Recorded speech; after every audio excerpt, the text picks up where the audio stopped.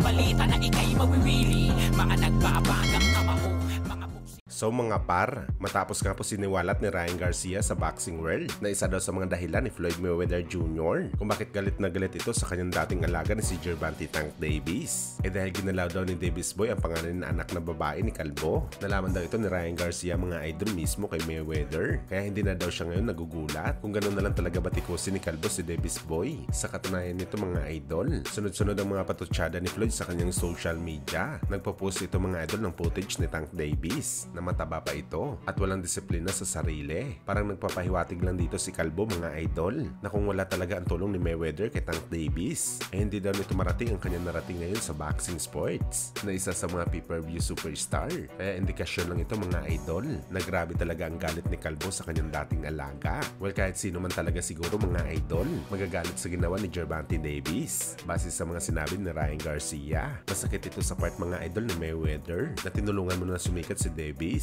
bilang isa sa mga pay-per-view superstar ng boxing. Tinabla pa nito ang kanyang anak na babae. Kaya asahan natin mga idol na patuloy pa rin magpapaulan ng batiko si Mayweather kay Tank Davis.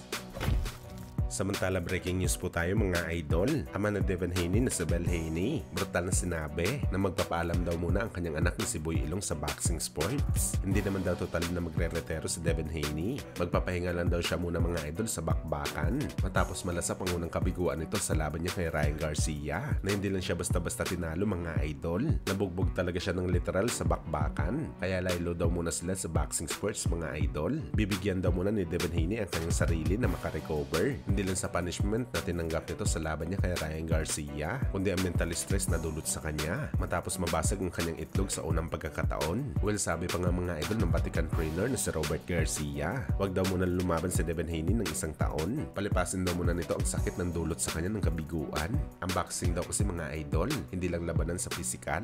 Importante daw talaga na malakas ang mentalidad mo sa laban. Hindi daw mabuti kay Haney na lumaban na sariwa pa ang sakit na dulot sa kanya ni Ryan Garcia. Ito daw talaga ang isa sa magpapahina sa galawan ng isang fighter. Kaya advice mga idol na Robert kay Haney, next year na ito lumaban at huwag mo na makipag-rematch kay Garcia dahil ang trauma daw sa pagkatalo hindi basta-basta makukuha. Bagamat kumpiyansa naman si Ryan Garcia mga idol na isang wrong move para sa kampo ni Haney na lumaban ulit ito sa kanya sa rematch. Matinding punishment daw kasi ang ginawa nito kay Boy Ilong kung saan mga idol mas worse pa daw talaga ang mangyayari sa kanya sa rematch. Naniniwala si Bagito mga idol na hindi na daw si Devin Haney kagaya ng dati matapos na ito pagapangin ng ilang beses sa ring at ang sinisisi ni Ryan Garcia mga idol sa ganitong bagay.